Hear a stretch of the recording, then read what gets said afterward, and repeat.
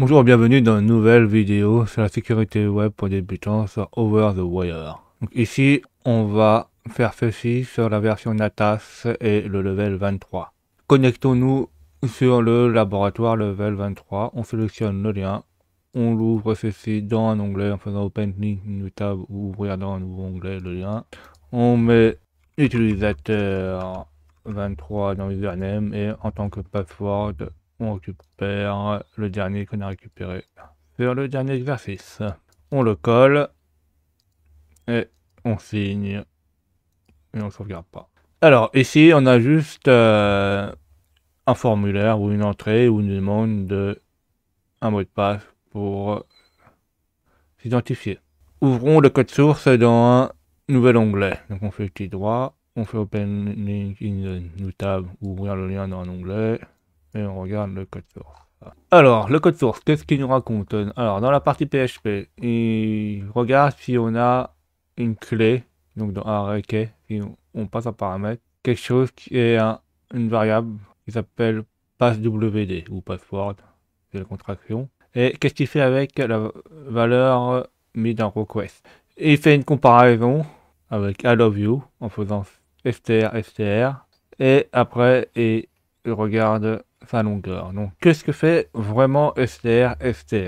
Eh ben, on va la regarder ceci dans la documentation PHP.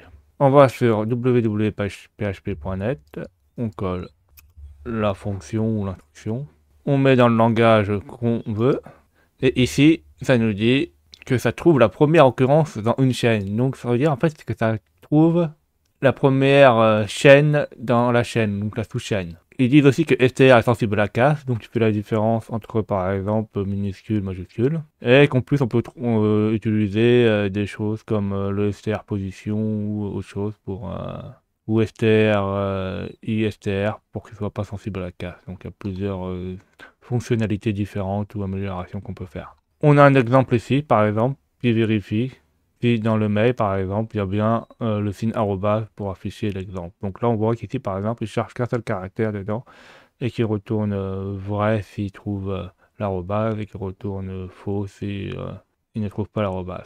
En fait, ici, c'est exactement la même chose.